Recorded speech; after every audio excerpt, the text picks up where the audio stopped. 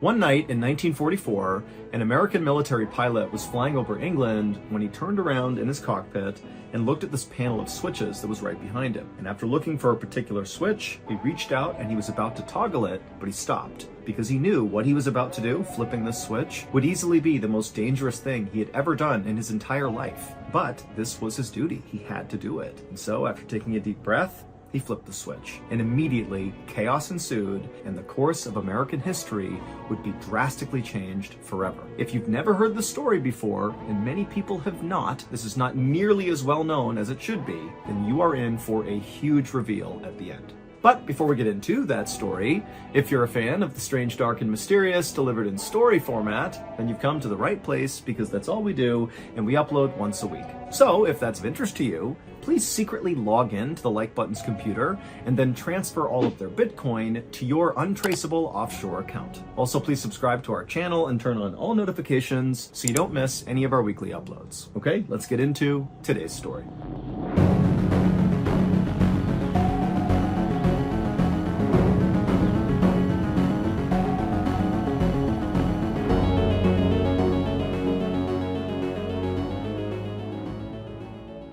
At around 5:30 p.m. on the evening of August 12, 1944, a young American military pilot named Joe walked out of his quarters on his base in England where he was stationed.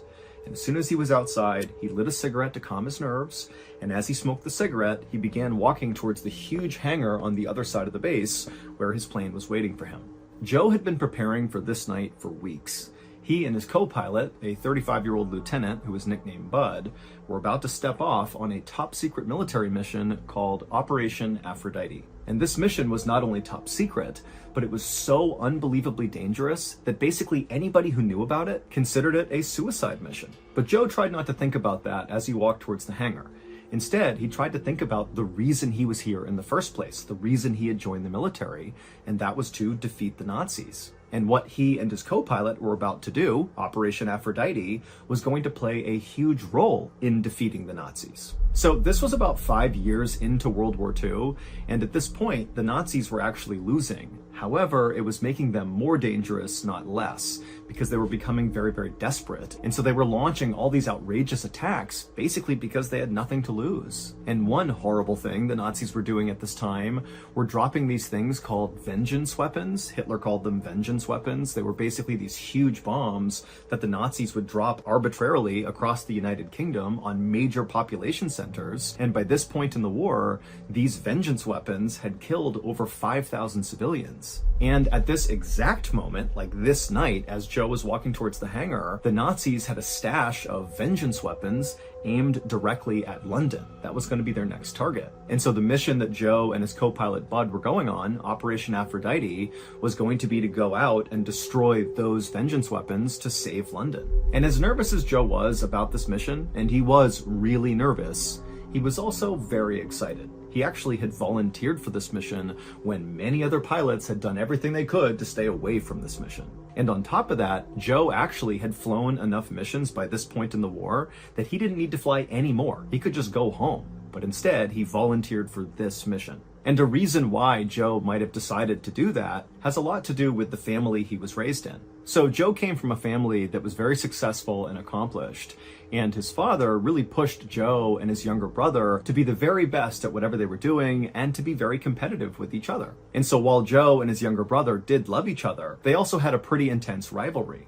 And for a while, Joe's father obviously favored Joe. I mean, Joe was the favorite child, and, his father would always say, Joe's going to be the president someday. He's so talented. But after the attack on Pearl Harbor that brought the United States into World War II, both Joe and his younger brother joined the military, and pretty early on in the war, Joe's younger brother got an award for heroism. He had basically saved his platoon of men, and he won all these awards, and he was all over the news. And pretty quickly after that, Joe felt like he fell out of favor with his dad, that his dad kind of looked at the younger brother as being the favorite child now. And so Joe really started to feel insecure and wanted to prove himself really to his dad. And so when Operation Aphrodite came up, Joe volunteered for it really because he wanted to be a hero. He wanted to show his dad that he too could do something huge and change the course of history. And he would change the course of history but not in the way he expected. And so Joe continued to smoke a cigarette and hustled across the base towards the hangar, and as he did, he found himself kind of speeding up, like he just wanted to get over there and get started. Joe's commanders had given him a special code he would call out over the radio if this mission was successful. It was spade flush, that's what he'd say over the radio. And so as Joe hustled towards the hangar, he imagined how incredible it was going to be to yell out spade flush over the radio. I mean, it was only like 30 minutes away from that moment. This was a short mission. And so finally Joe reached the hangar and he looked up to the sky one more time to make sure the weather looked solid, because actually they had tried to launch Operation Aphrodite a couple of days earlier, but it had been canceled because of fog.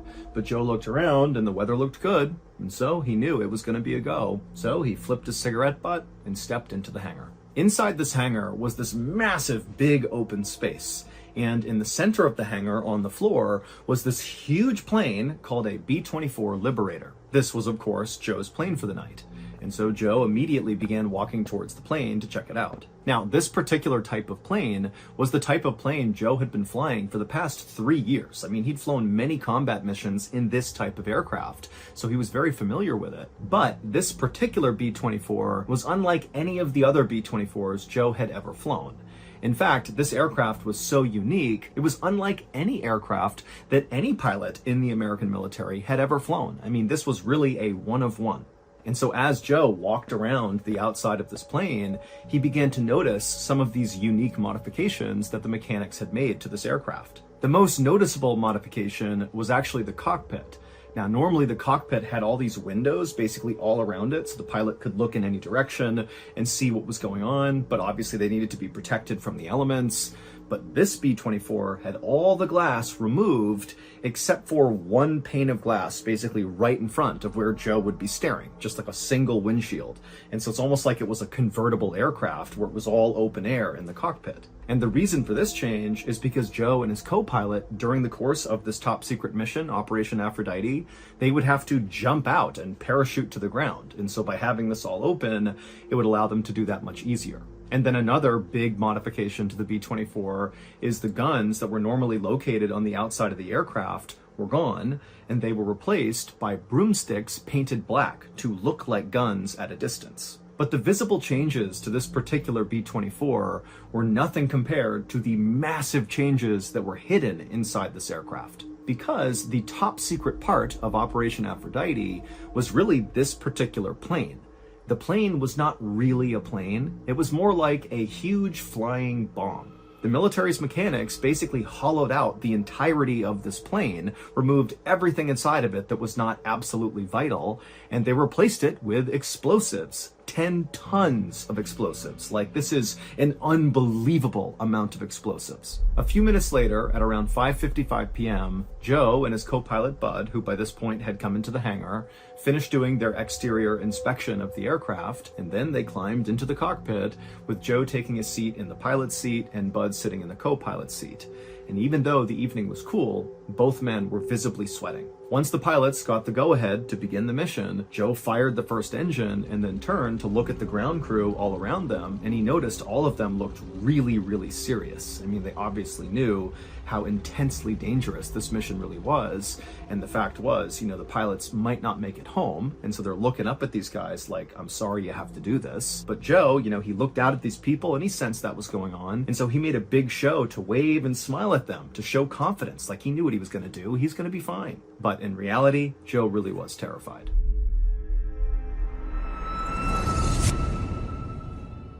In about 10 seconds, I'm going to hold something up in front of the camera that our team has been working on for over a year, and it's finally ready to be revealed, and we know you're going to love it. All right, drum roll please, here we go. And it's the Strange, Dark, and Mysterious delivered in book format. The official Mr. Ballin graphic novel, our first book ever. In this just stunningly beautiful anthology of stories are full stories that are brand new and have never been covered anywhere else on any of our other channels. So if you want to hear those new stories, you got to get this book. The book is not coming out until my birthday, October 1st of this year. But you can pre-order a book right now by going to book.ballenstudios.com. The link is also in the description. And if enough of you pre-order this thing, it'll make the New York Times bestseller list, which is so cool, but more importantly, that will show us there's big interest in books from the strange, dark, and mysterious community, and we'll make more of them. So again, head on over to book.ballenstudios.com and pre-order a copy today. Oh, and also at the end of today's video, be sure you stick around because I'm going to go live on YouTube, and during this live event, I will tell you a little personal story from my time in Navy boot camp and how that actually led to the creation of this graphic novel. I'll also speak with some very special people that helped make this book a reality, and I'll share some other exclusive details about the book. Oh, and also I will answer any questions you might have about the book. So when this episode ends, just click on the live tab on my YouTube channel to join the live event with me. And again, go to book.ballenstudios.com and pre-order a copy of the Mr. Ballen graphic novel today and help us get on that New York Times bestsellers list.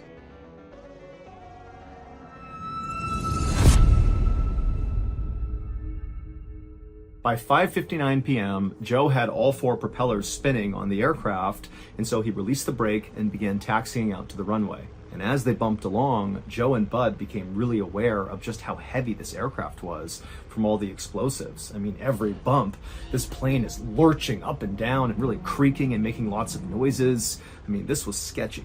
Finally, Joe went full speed ahead, and he and Joe went tearing down the runway, and at some point, the plane did get lift, and it took off into the air. And then just up ahead of him were 6 other planes that had just taken off moments before, who were going to escort Joe and Bud to their target area. Once Joe got the plane to its cruising altitude, he and Bud kind of relaxed for a second and began preparing themselves for what was going to happen next. They had about 15 minutes of just kind of casual flying before the real work of this mission began. The vengeance weapons that Joe and Bud were going out to destroy as part of Operation Aphrodite were located about 120 miles south, just outside of this little town in the very northern tip of France. But destroying these weapons would not be as simple as just Joe and Bud flying over top and releasing all their explosives and flying back home, because the Nazis had buried these vengeance weapons deep inside the hills in this town in northern France. And so regular bombs wouldn't touch these vengeance weapons. They had to do it a different way. And the way they were going to do it was Joe and Bud were going to fly their plane directly into the hills. And the way they would do this is they would fly their plane as close to the target area as possible, at which point one of the other pilots that were in the escort planes would take remote control of the B-24 flying bomb. And then once they had remote control, Joe and Bud, who no longer needed to do anything, they would jump out and parachute to the ground.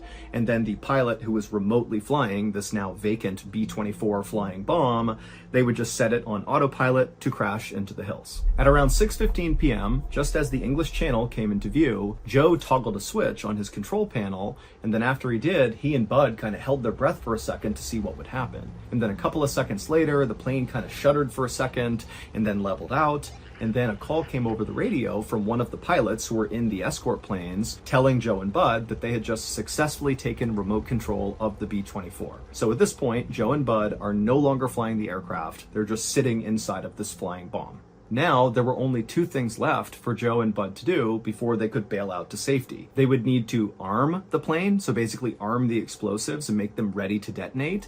And then after that was done, they would need to call out over the radio, "Spade flush," the code Joe was given, which would signal to everybody else that the plane was ready and Joe and Bud were jumping out. And so once Joe and Bud nodded to each other and kind of acknowledged that, okay, we're going to do the last bit of this mission, Joe turned around in his seat and he looked at this control panel that was right behind him, and on this panel was the arming switch. And so once Joe flipped this, he and Bud would have a very short window of time to safely escape the aircraft. And so it was kind of like, flip it, make the radio call, and get the heck out of there. But Joe and Bud had trained for this moment over and over and over again, so they were ready. And so eventually, Joe flipped the switch, grabbed his radio, and called out, "Spade flush." What Joe and Bud could not have known when the mechanics were making all these modifications to this B-24 was that one of the mechanics accidentally crossed some wires in putting in all these explosives. And so just seconds after Joe had armed the explosives, They detonated. They were not supposed to, but they did. And so Joe and Bud were killed basically a fraction of a second after calling out Spade Flush. But it would turn out the catastrophic failure of Operation Aphrodite had no impact on World War II. In fact, Operation Aphrodite should never have happened in the first place. It was totally unnecessary. What Joe and Bud and the rest of the American military didn't know at the time was 5 weeks earlier, the British Royal Air Force dropped a whole bunch of ground-penetrating bombs all across those hills in northern France, and they destroyed all of the vengeance weapons. So when Joe and Bud took off on this doomed mission, there was no threat to London. None. But that is not the big reveal in this story, because Operation Aphrodite changed the course of American history in a really specific and really enormous way. Because Joe, whose full name was Joseph P. Kennedy Jr., was a member of the very famous Kennedy family, a big-time political family in America. And at the time, the Kennedys were all saying Joseph is going to be the next president of the United States. And everybody believed it. He was going to be the guy. But then, of course, Operation Aphrodite changed all of that because Joseph was killed. And so the war would end about a year later, and when it did, Joseph's younger brother, John F. Kennedy, who won that award for heroism and got a Purple Heart early on in the war, and he kind of became a war hero, which prompted Joe to volunteer for Operation Aphrodite. Yeah, John would begin his unbelievable political rise. And by 1960, John F. Kennedy, JFK, would become the 35th president of the United States, even though he wasn't supposed to. He was the second choice. It should have been Joe. As I mentioned earlier, I am now going to go live on YouTube to discuss further our big announcement, our graphic novel. All you have to do to join this live event is click on the Live tab on my YouTube channel. During this event, I will cover a personal story from my time in the Navy. I'll also chat with a few special guests that helped make this book a reality. I'll share some more exclusive details about this book, and I'll answer any questions you might have about this book. Okay, that's it. So head on over now to the live section of my YouTube channel, and we'll talk about the upcoming Mr. Ballin graphic novel. I have to start today's video with a disclaimer. Don't go to Dudleytown, Connecticut. This is not a prank, it's not a stunt, it's not clickbait, it's the truth. I'm confident that at the end of this video, there are gonna be people that want to go. Don't do it. One, it's illegal to go to Dudleytown, it's private property. And two, as you'll see in today's video, there is a reason why people abandoned Dudleytown. It is not a safe place for people. But before we get into the story about Dudleytown, if you're a fan of the strange, dark, and mysterious delivered in story format, then you've come to the right place because that's all we do, and we upload once a week. So, if that's of interest to you, the next time the like button is playing an intense game of online FIFA, wait until they get the lead and then unplug their Wi-Fi. Also, please subscribe to our channel and turn on all notifications so you don't miss any of our weekly uploads. Okay, let's get into today's story.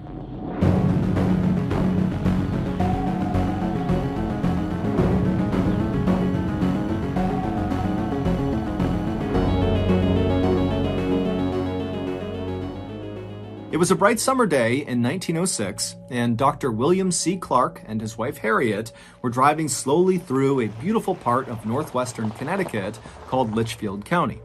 Litchfield is a rural, very hilly area with lots of winding country roads, and the Clarks were there to try to scout out an area to build their second home. The couple lived full-time in New York City, where Dr. Clark was an oncologist, which is a cancer doctor, and he was also a professor at the Columbia College of Physicians and Surgeons. And while the Clarks' lives were very exciting and fulfilling in the city, they were also very hectic and chaotic, and so the reason they had settled on Litchfield as the place to look for a location for their second home is because it was the total opposite of the city. It was quiet, it was peaceful, it was perfect. And so as this couple from New York City drove along these winding backcountry roads, they eventually reached this beautiful covered wooded bridge, and after they drove across it, they got this view up onto this mountainside off to their right, and high up on this mountain was this huge, shaded, beautiful forest. And they saw there was a road that appeared to kind of spider off and go into these woods.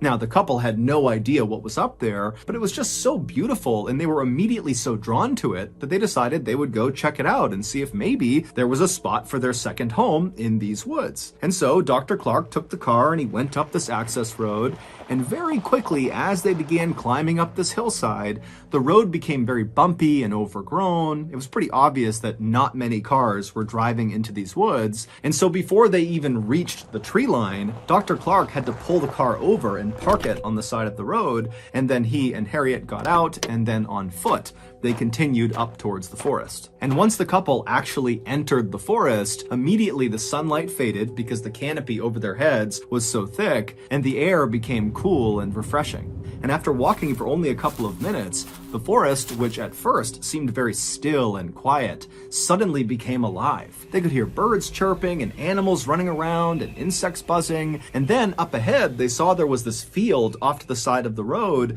that was full of all these wild apple trees growing in all different directions. And as they got closer, they saw there was just a deer right in the middle of the apple trees eating apples directly off the branches. And then just past all these apple trees, the couple began passing these huge, beautiful patches of roses and lilacs and bright yellow bitter tansy flowers that lined the road. And then before long, the couple was stepping over these babbling brooks, and off in the distance, they could hear the sound of running water like fresh spring water coming down off the mountain. And then, as the sun did begin to poke through the canopy above them, it almost looked like the forest was sparkling, literally. This forest was sitting on a hillside, and the hillside, which was made up of rock, had mica inside of it. And mica is a kind of mineral that when sunlight hits it, it almost looks like it's shimmering. And of course, there were the owls. As Dr. Clark and his wife walked farther and farther into this beautiful forest, they heard more and more owls hooting off in the distance.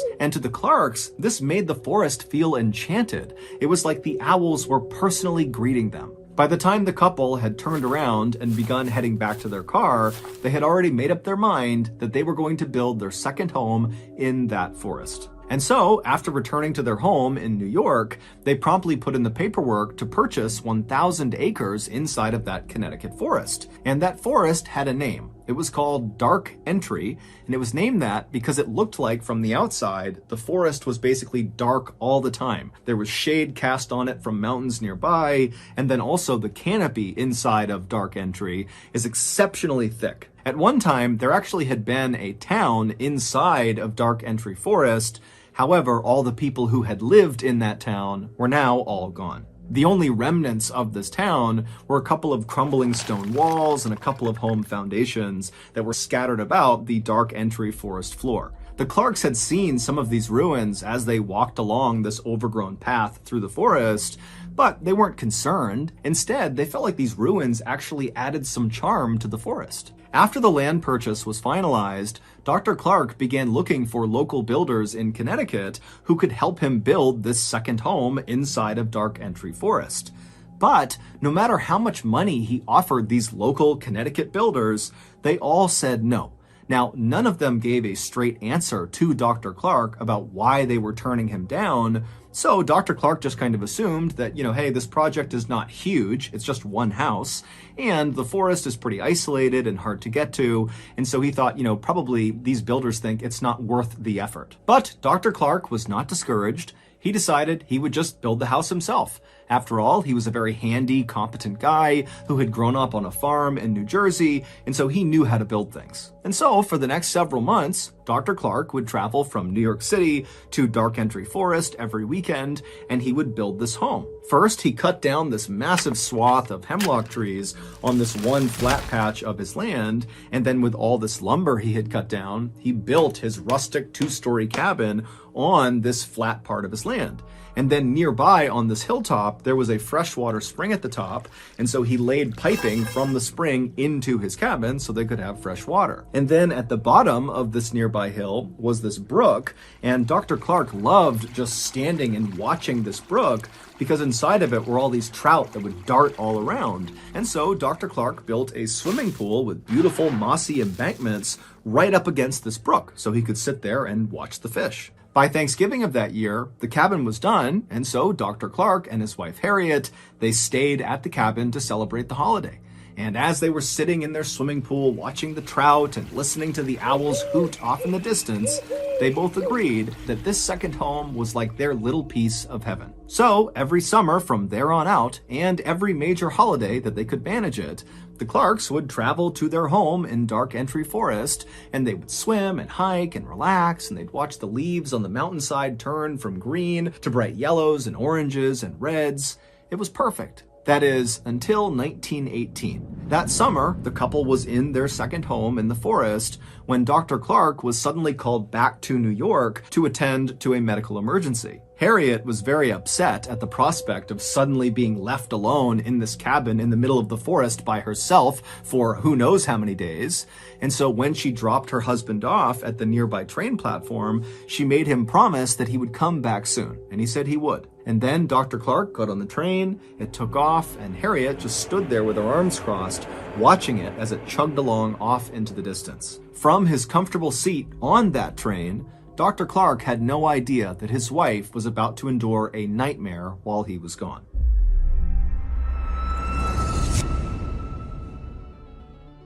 We've all been there. Your guests are on their way over to your house for your big New Year's Eve party, and right as they pull into your driveway, you realize you've overnogged your smoked chicken gallbladder eggnog. And so with minutes to spare, you leap out of the window, shattering the glass and cutting yourself up badly, and then you jog up to Canada and dive into Baffin Bay, and you jump on top of a narwhal, and after some intense underwater hand to flipper combat, you take its horn off its head, and you beat it to death.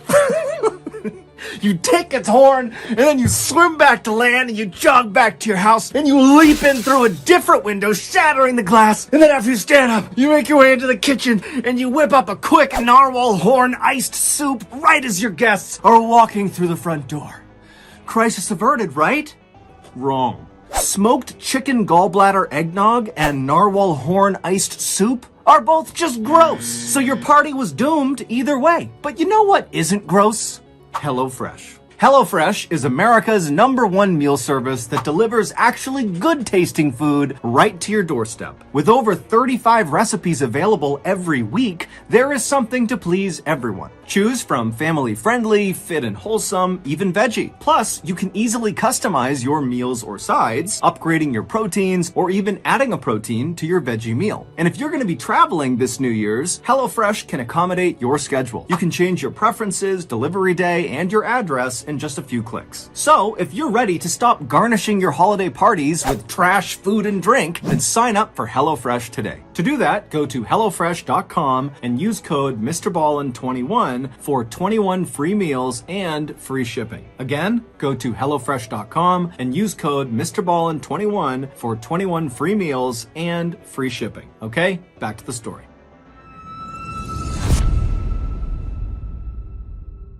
When the Clarks bought their 1,000 acres in the Dark Entry Forest, they did virtually no research on the forest or the surrounding area. If they had, they very likely would not have purchased that land. You see, the town that used to be inside of the Dark Entry Forest, that was now just ruins that the Clarks saw when they first walked around inside of the forest, was abandoned for a very specific reason.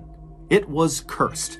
At least that's what the locals say. And in fact, that was the reason why no builders in the area were willing to go with Dr. Clark into the forest to go build his house, because they were too scared to go anywhere near the ruins of this cursed town. This town, which was known as Dudleytown, was first settled sometime in the 1740s. At first, it was just a couple of people and a couple of small structures, but pretty quickly, 30 families had moved in, and it was a thriving little town. But as the 1700s came to a close, terrible things began to happen to residents of this town. First, there was the Carter family. They moved to Dudleytown in 1759, and shortly after arriving there, 6 members of their family all died suddenly from cholera. The remaining branch of the Carter family was so grief-stricken from their losses that they left Dudleytown and went to New York, where they resettled. But almost immediately after getting set up there, Native Americans raided their property and massacred them,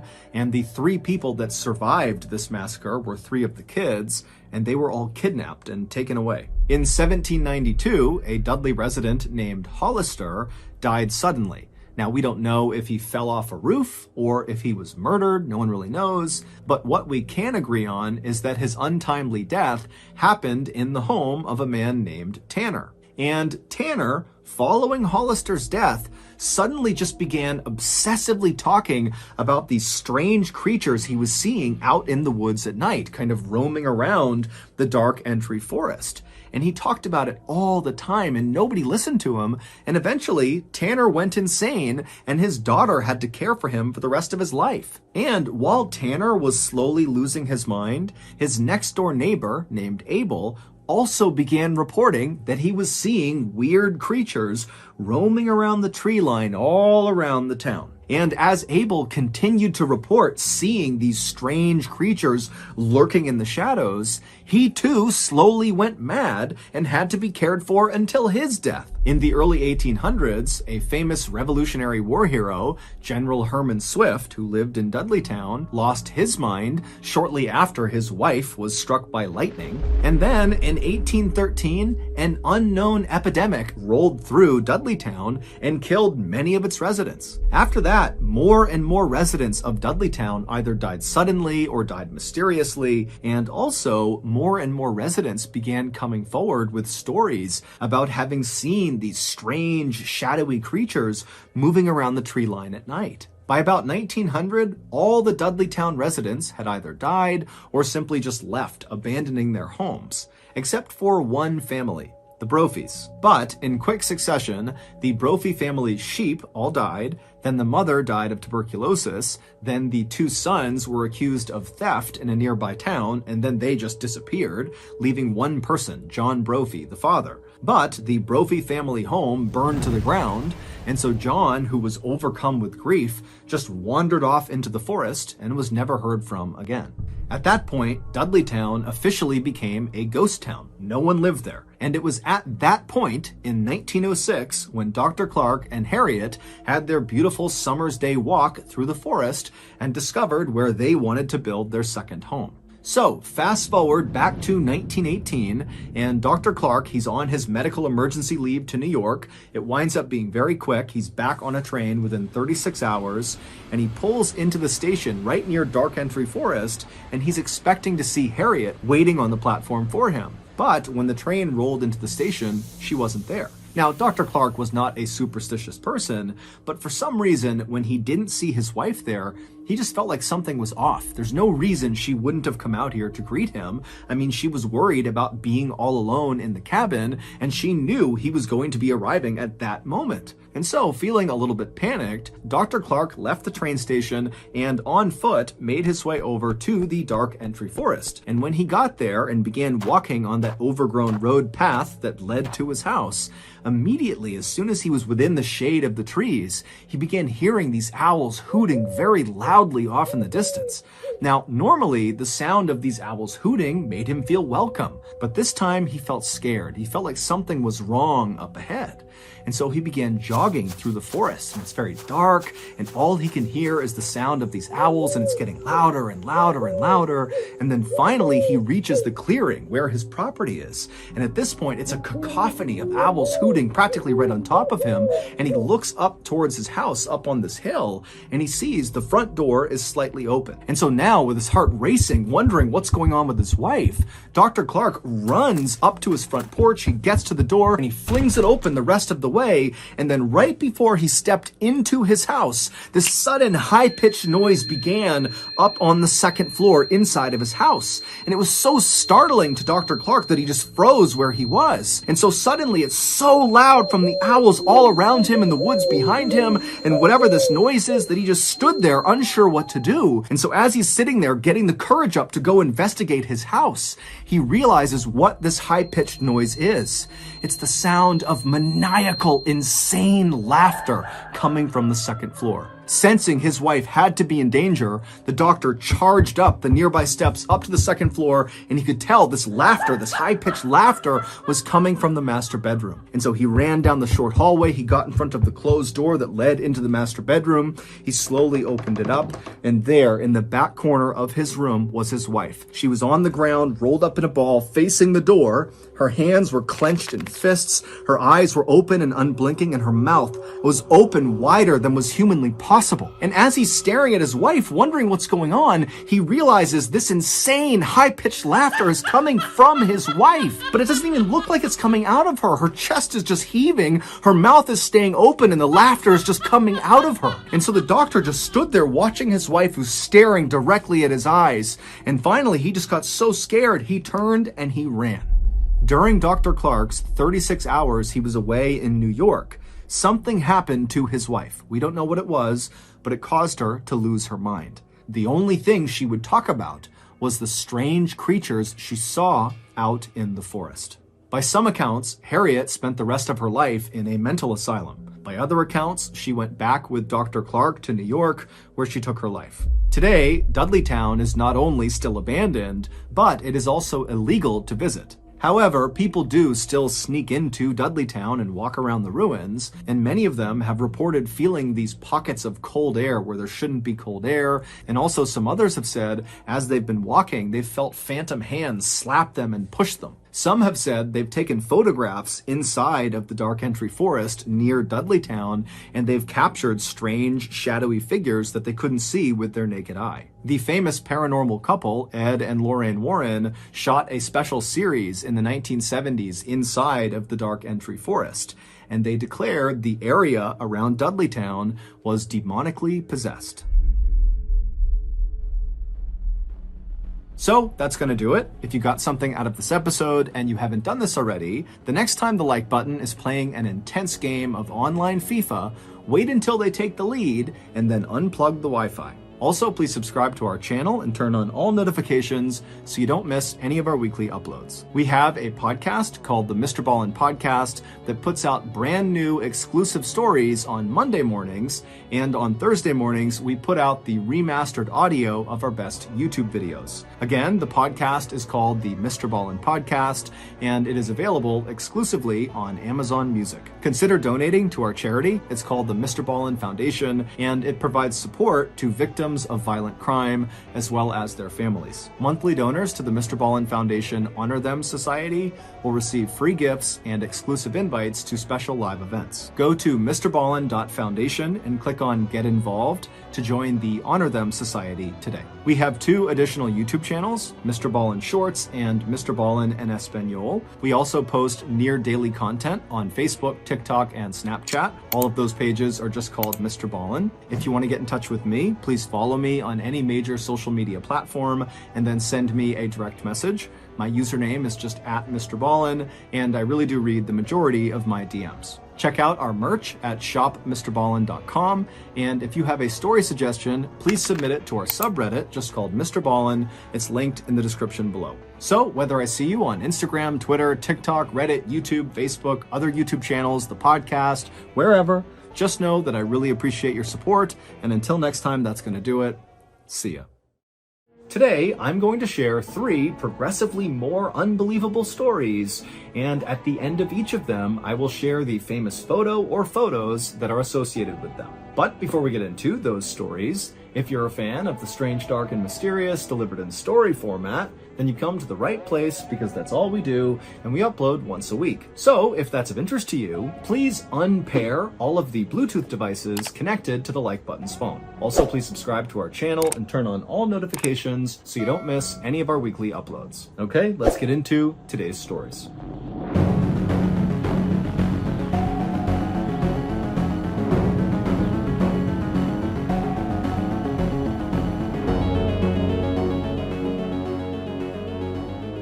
Early on the afternoon of October 12, 1960, a 17-year-old high school student named Otoya Yamaguchi stood alone in his brother's house in the city of Tokyo, Japan, waiting for a tea kettle of water to boil.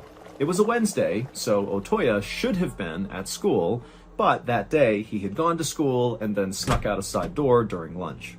More and more often these days, Otoya was feeling like school was kind of meaningless. It was hard for him to sit in history class and watch all of his classmates diligently take notes when, in Otoya's mind, he felt like all the real history was happening outside of the classroom. Just then, the kettle on the stove began to whistle, which meant the water was boiling, and so Otoya grabbed the kettle, he took it off the burner, and he poured it over a tea bag in a cup.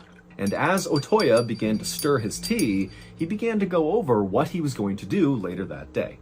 It was undeniable that Otoya had a very difficult afternoon in store. He had a meeting with a person who was very important, and during this meeting, Otoya would have to deliver some very bad news. In fact, this news was so bad that Otoya had decided what he was going to do was literally write down this bad news and hand deliver it. Now, Otoya had not quite figured out what he was going to write, but he knew whatever it would have to be perfect. For months now, Otoya had been trying to articulate this bad news that was really weighing heavily on him to his peers and to adults and to anybody who would listen, but nobody took Otoya seriously. Adults would look at Otoya and think, oh, that's just some kid, what he's talking about can't be serious, and when Otoya would talk to classmates, they would just kind of laugh at him.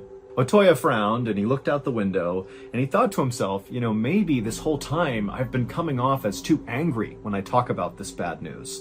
Maybe I need to change the way I talk about it to sound more sincere. And as Otoya was thinking about this, he suddenly thought, oh my goodness, I know exactly what to write. And so Otoya abandoned his tea and ran over to his brother's desk. He grabbed a piece of paper and a pen and he started writing. Over the last year, Otoya had felt like he had really grown up and really started to find his true self. He had been raised in a very strict household. His father was a colonel in the Japanese military, and he expected Otoya to be obedient and polite, and so that was what Otoya had done. But a couple of years earlier, Otoya had managed to secure a spot in a high school in Tokyo, far from where he had grown up, far from his father, and Otoya was really excited. He felt like going to this high school in Tokyo would finally allow him to kind of get out from under his dad's strict authoritarian rule. And his father had let him go to the high school in Tokyo, but after only a couple of weeks, it turned out Otoya's father had decided, nope, I don't want you to go there, and he had insisted that Otoya come back home and go to a Catholic school closer to their hometown. And it was at this point that Otoya, for the first time really in his whole life, he decided to push back against his dad. And so even though Otoya did come home, he did go to this Catholic school, as soon as he was home, he began constantly begging his dad to let him return to Tokyo, let him go back and live with his brother who lived in Tokyo, and let him go to the high school that he loved. And eventually, surprisingly, Otoya's father relented and said, okay, fine, you can go to Tokyo, you can do what you want. And so Otoya had been totally overjoyed. He had returned to Tokyo, gotten re-enrolled in the high school. But after only a couple of months, Otoya had kind of lost interest in the school, and instead his focus had now shifted to politics. Otoya's brother, who Otoya lived with in Tokyo, was very into politics, and he was always taking Otoya to speeches and rallies, and very quickly Otoya had gotten into it. And eventually, Otoya began to think that his purpose in life was in politics, and he just didn't like the idea of having to wait until he graduated from high school to pursue that career ambition. But when Otoya brought these ambitions up to anyone who would listen, no one took him seriously. They looked at him as a skinny, scrawny, kind of meek little guy who was not going to make a difference in the world. But Otoya begged to differ. By now, Otoya was almost done with this note he was writing, and so he looked up and he checked the clock. He saw it was 2 p.m., which meant he really needed to get going soon. He was going to go to a political debate at the Hibiya Public Hall in downtown Tokyo, and the very important person he was going to meet and deliver this bad news to was going to be at this debate. Otoya took one more look down at the note he had just written, and he read it over a couple of times, and he realized he was missing one more line at the bottom. And so he leaned down and he wrote, quote, "I can't forgive you." Feeling like he was done, he folded up the note, put it in his pocket. He stood up, he grabbed his school uniform jacket and put it on, and then he grabbed this package that he had got from his father's house and he put it under his arm, and then he headed out the front door. Otoya always loved the walk downtown. The hall where this debate was going to take place was near the Imperial Palace, and it was this big, imposing building with a terracotta and stone facade that always inspired Otoya every time he saw it. When Otoya arrived at the hall, he saw loads of people streaming in through the front doors for this debate, and so Otoya joined them and made his way inside, and he moved towards the back of the auditorium, and then he began scanning the audience. And he saw there was at least 2,000 people inside, happily chatting and laughing and waiting for this thing to start. But all Otoya could think about was where this person was that he was going to be meeting, because as he was looking around, he didn't see them. At around 2:45 p.m., the moderator of this debate walked up onto the stage down in front. He went to the podium, he grabbed the mic, and he began telling the audience to take their seats and to be quiet, and then he began to explain the rules for this debate. Otoya at this point was really only half listening because he was still looking all around the inside of this hall for this person he was going to meet. Where are they? They're not here. 15 minutes later, at around 3 p.m., the moderator left the podium and a new speaker came out on stage. He was a politician named Inajiro Asanuma, and he was the chairman of the Japan Socialist Party. But when he began to speak and all the thousands of people in attendance leaned in to listen, Otoya was totally not listening because he could now see the person he was going to meet had arrived. Careful not to cause a disturbance, Otoya moved from the back of the auditorium over to the side of the building, and he began walking up a side aisle, only stopping briefly near a trash can where he pulled out that package he had brought from his father's house, and he unwrapped it and he threw the wrapping away and held on to what was inside of the package. And then Otoya looked down at what he was holding, he took a deep breath, and then he looked up and broke into a run.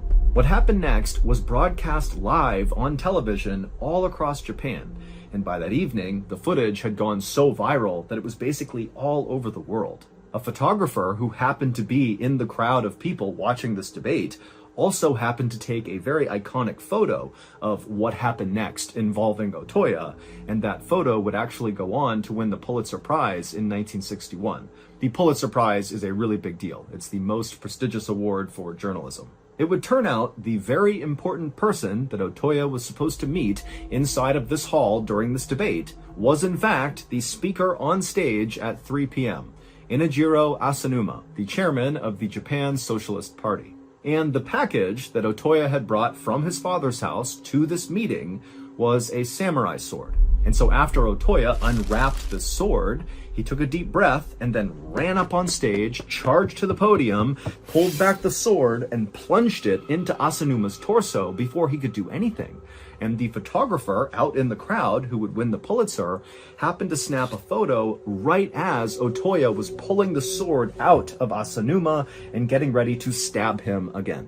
Onlookers would immediately rush the stage and tackle Otoya, but the damage was already done. Asanuma would pass away from his injuries within the hour. It would turn out Otoya, ever since moving to Tokyo, had become a radical right-wing ultranationalist. The note that Otoya had carefully penned and then folded up and put in his pocket before carrying out this assassination basically just said that Otoya did not hate Asanuma personally, but Asanuma was slowly transforming Japan into a communist country, and so Otoya could not forgive him for that. And so Otoya decided he needed to act. Otoya was immediately arrested, but 2 weeks later, while he was in prison, he would take his own life. There is exactly one YouTube channel that I personally religiously follow. It's called Bedtime Stories, and it's like the most epic storytelling. And my goodness, if you're a fan of the strange, dark, and mysterious, you will be a fan of Bedtime Stories. They cover strange, crazy stories as well, and it's just masterfully done. But I'm not here today just to tell you how great Bedtime Stories is. I'm here today because I have an announcement. Bedtime Stories is starting a podcast, and it's going to fall under the Ballin Studios banner. We're working together. It's super cool. But here's the even bigger news. Not only is Bedtime Stories a brand new Ballin Studios podcast, it is live right now.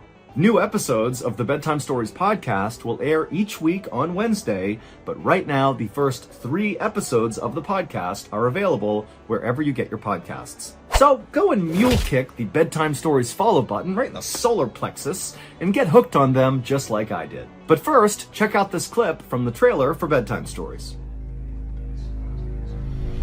Turn off the lights, get into bed, and turn up the volume. It's time for a creepy bedtime story. From Ball & Studios, welcome to Bedtime Stories, a new weekly show that will truly immerse you in a strange, dark and mysterious world and haunt your dreams. We'll bring you true stories from around the world, from the paranormal to the supernatural, unsolved mysteries, strange deaths, cryptids, and the most disturbing of true crime, all told in a unique and bone-chilling way. New episodes every Wednesday. Follow Bedtime Stories wherever you get your podcasts. Bedtime Stories.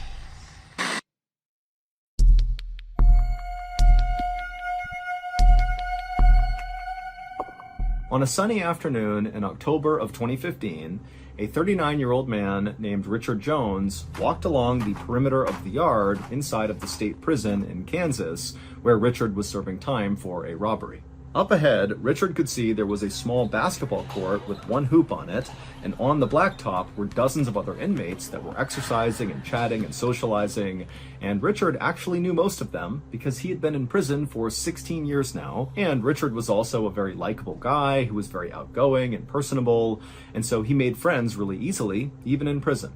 And so as Richard continued his walk in the direction of the basketball court, he saw one of the guys on the blacktop broke free from the group and began moving towards Richard. And Richard immediately recognized who it was. It was his good friend, Steve. And Richard was about to give him a friendly wave when he noticed Steve looked really mad. And so Richard actually just stopped and stared at Steve as he slowly approached him. And as he got closer, Richard could see Steve's fists were balled up and his face was in a scowl. I mean, Steve looked like he was coming over to fight Richard. And so when Steve got about 10 feet away from Richard, Richard actually spoke up before Steve could say anything. And he said, "Steve, what's going on? Why are you so upset?" Steve was kind of a hothead, and Richard knew that. But a lot of times, even when he got mad about things, it would blow over really quickly. And so this was kind of routine, but Richard just couldn't think of a reason for why Steve would be mad at him.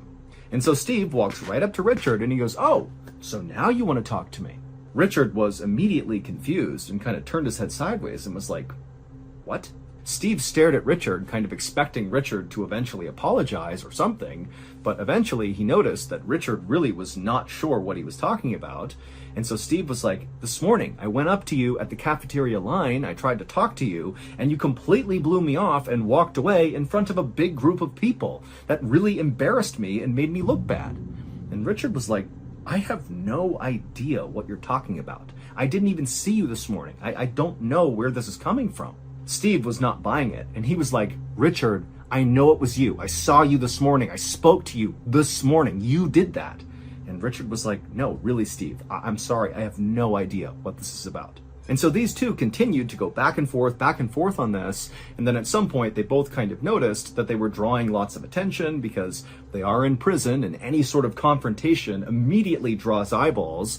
And so when they noticed other inmates were kind of beginning to walk over to see what was going on, and the guards were starting to notice, Steve just said, "You know what, Richard, fine. I guess I must have made a mistake. No big deal." And he turned and he ran back to the basketball court. After Steve had left, Richard continued his walk around the perimeter, but that exchange with Steve had really weirded him out because this was actually not the first time something like this had happened. It all started a month ago when an inmate that Richard didn't know came up to him like he definitely knew him and said to Richard, "Hey, how's your grandmother? I heard she fell down, is she okay?" And at first Richard was like, "Wait a minute, is my grandmother okay? Did she fall?" But then Richard eventually realized that this inmate thought Richard was someone that he wasn't. Now, at first, Richard thought this was just kind of like a weird one-off event, but every few days after this first time, something else would happen. Either an inmate who Richard didn't know would come up to him and be really friendly with him, as if they knew Richard, but Richard clearly didn't know them, or someone Richard did know would come up to him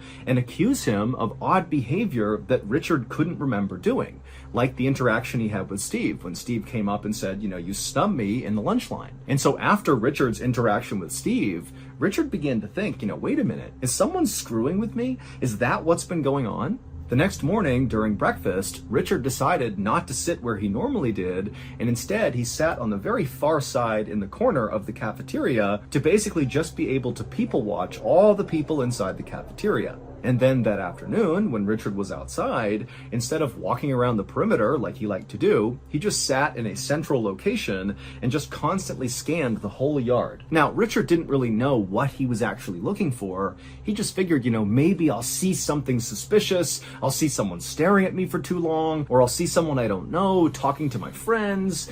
Something will tip me off to what's been going on for the past couple of weeks. But despite all this careful people watching he was doing, Richard didn't see anything suspicious until 1 week after the interaction Richard had with Steve about snubbing him in the lunch line. Richard was sitting in the cafeteria again when he noticed something very strange on the other side of the cafeteria. And when he saw it, he just stood up and stared, and he felt his heart starting to race faster, and he felt his breath speeding up.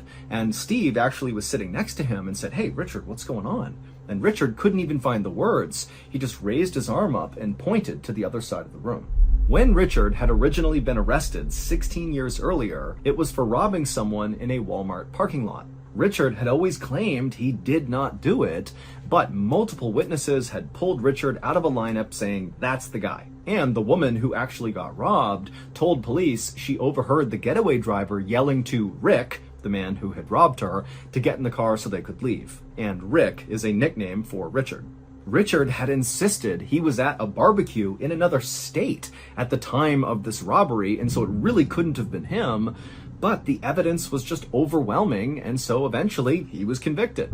Richard had never been able to understand why so many people 16 years earlier had insisted that he was the one who committed that crime. And more recently, he couldn't understand why his friends, like Steve, were accusing him of doing things that he didn't remember doing. But that night in the jail cafeteria, when Richard spotted something on the other side of the room, suddenly everything over the last 16 years made perfect sense. Richard really was an innocent man. He did not rob that woman in the Walmart parking lot. His doppelganger had.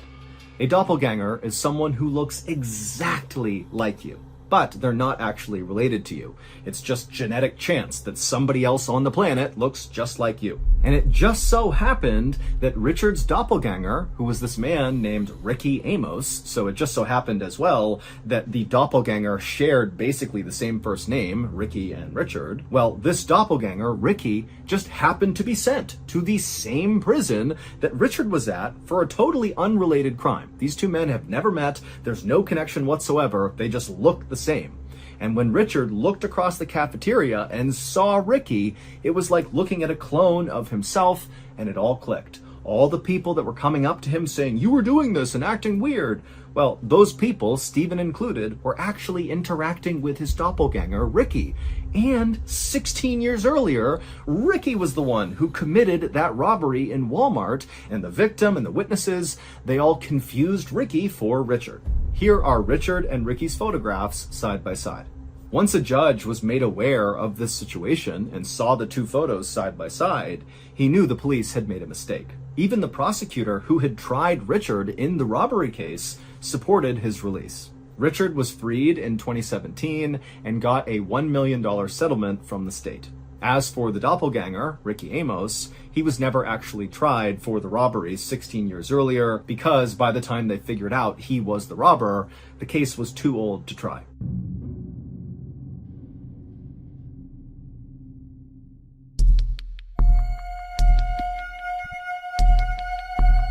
On the evening of March 15th, 2018, a 55-year-old man named Jian stumbled out of this fine dining restaurant in downtown Singapore and promptly threw up on the sidewalk. Pedestrians jumped back to get out of the way, and a woman in high heels and a beautiful fancy dress mumbled something insulting about how drunk Jian must be.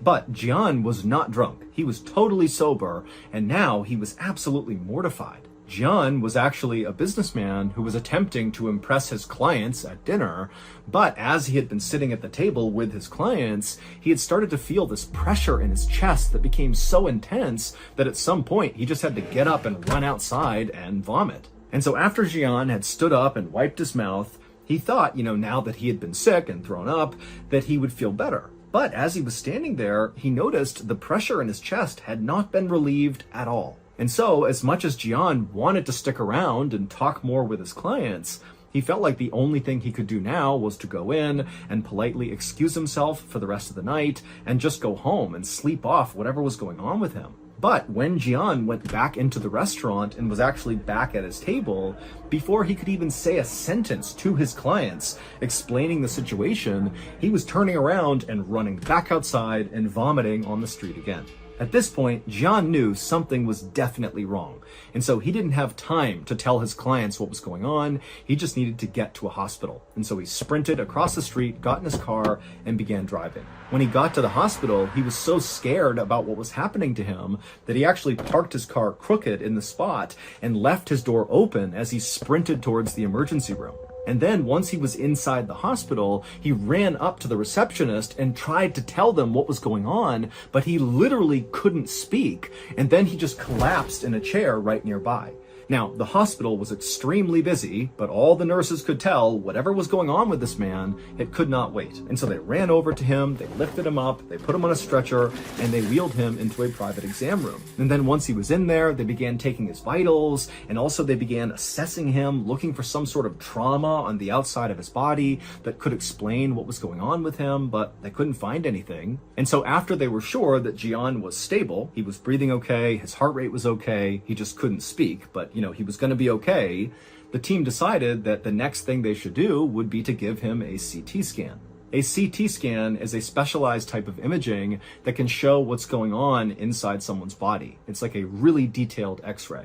And after they gave Jian a CT scan, his results were baffling. There was this solid, fairly large, white object that was lodged at the base of Jian's esophagus. Your esophagus sits below your throat and above your stomach. It's basically the tube that food goes through to get to your stomach. But whatever was stuck inside of Jian's esophagus was not something that looked like food. It actually kind of looked like a human hand. Now, the doctors had no idea what this thing was, and you gotta remember that they really don't have much information here.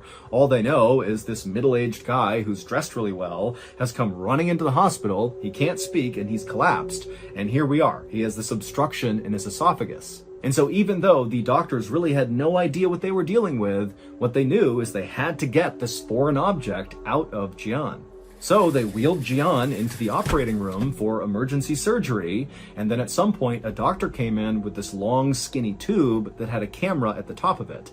Their first step for this operation was putting this camera down into Jian to see what this thing was that was stuck inside of his esophagus. And so after Jian was prepped for surgery, the doctor with this camera began snaking it down Jian's throat until finally the camera could actually see this white object in his esophagus. And when the camera revealed what this thing was, the entire medical team in the operating room just gasped. They could not believe what they were looking at. To understand what they were looking at, we have to go back several hours. That night, Jian had decided he really wanted to impress his wealthy clients. And so he had decided to take them to this very special restaurant that none of them had been to, and he wanted them to try a very special and very rare dish that this restaurant sold. It was called sanakji. Sanakji is a Korean delicacy that is very popular in certain circles. But it's also very dangerous. Every year in South Korea, at least 6 people die from eating sanakji. Because sanakji is just a living octopus. You literally eat the octopus as it's moving around, and the risk of it getting stuck in your throat is pretty high. And so as Jian is trying to eat this living octopus, the octopus decided it didn't want to be eaten, and so it flailed its tentacles around, and finally its suckers lodged onto his esophagus, and that's where it stopped. Now, we don't know how long this octopus remained alive inside of Jian's esophagus, But we know it was alive at least for a little bit because after Jian managed to swallow it down, it kept wriggling around and grabbing and trying to escape, and that's what created that intense pressure in Jian's chest and kept causing him to go vomit. And so when the doctors put that camera down Jian's throat, they saw a whole octopus. The octopus was removed from Jian's esophagus, and 2 days later, Jian was discharged, fully recovered. It's unclear if Jian ever tried Sanakji again.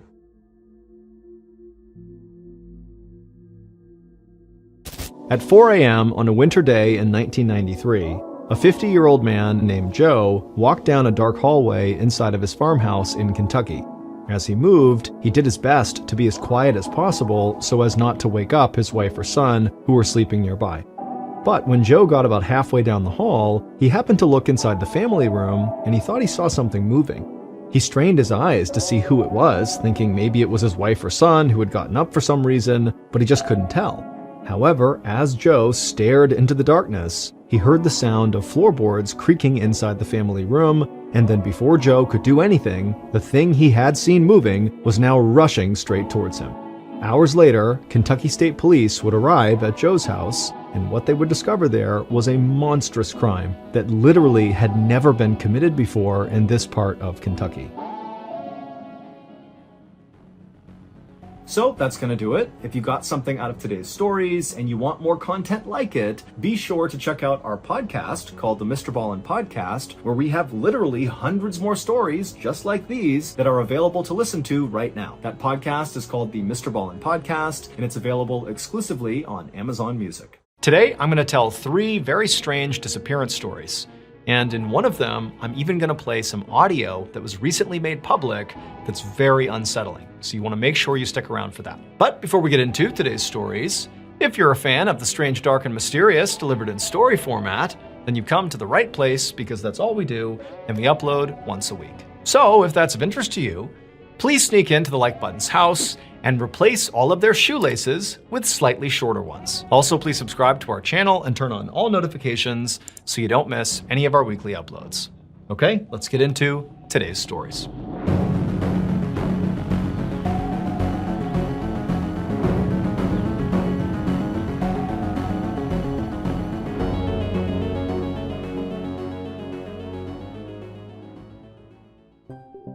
At 8:30 p.m. on August 20th, 2010, a 76-year-old man named Zhang walked through the streets of New Taipei City, which is a major city in northern Taiwan.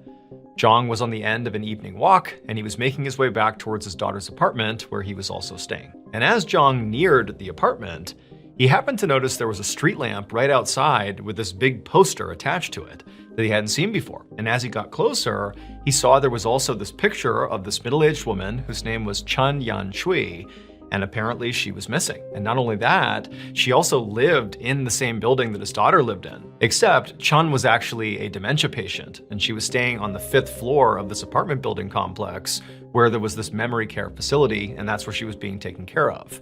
And about a week earlier, she had gone out for an evening walk, this is what it said on the poster, and just not returned. And so since the week before, police had been out looking for her and her family and friends. They were putting these posters up, and it was clear, nobody had found her yet. Now, Zhang had never met this woman, but he sort of felt bad for her. And so he found himself staring at this picture and trying to memorize her face, in the off chance that he just saw her somewhere. He could report her to the authorities and hopefully get her rescued. And so after staring at the picture for a little bit longer and sort of feeling bad for this woman, Zhang turned and just continued inside the apartment building. And once he was in the apartment building, he made his way over to the elevator. He hit the up button and he waited, and then a moment later, there was a ding and the doors opened up.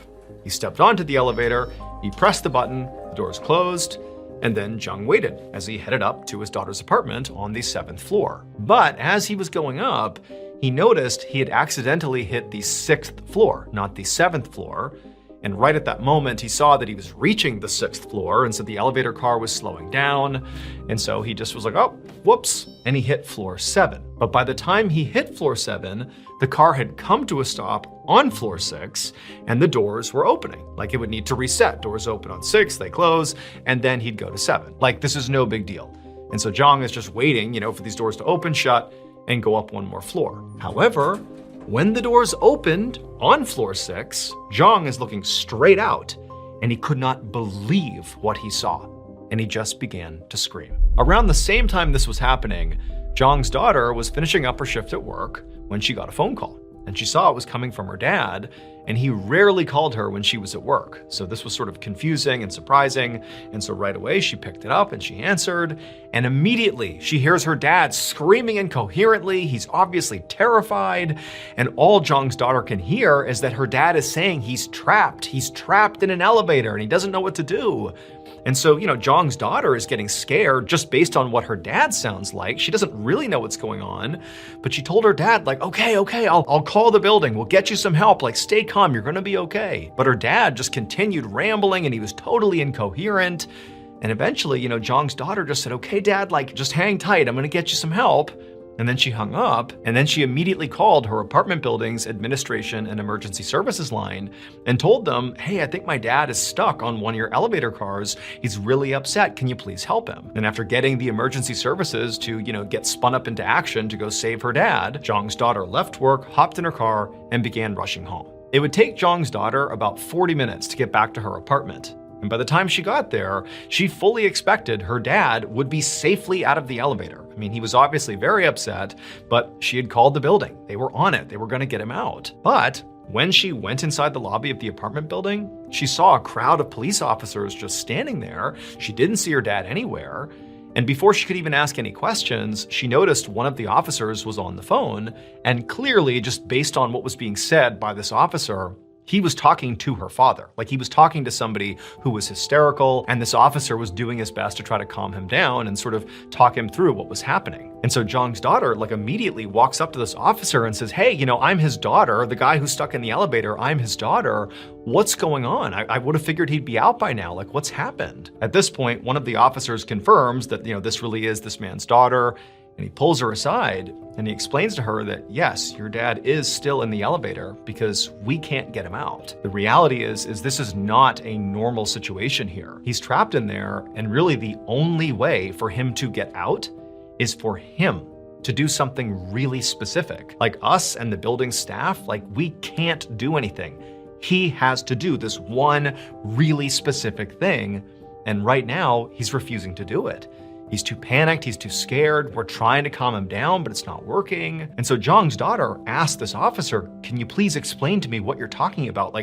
What is this specific thing you want him to do? I don't get it. And at that point, the officer kind of composed himself and explained to the daughter, what was really going on inside of that elevator car. And after Zhang's daughter heard it, she was horrified, and she immediately understood why her dad was so upset and unwilling to do this one particular thing that would save him, but would be pretty awful. She got it, but she knew she would have to hop on the phone and convince her dad that he had to do it. There was no other way. And so she walked over to the officer who was on the phone with her dad.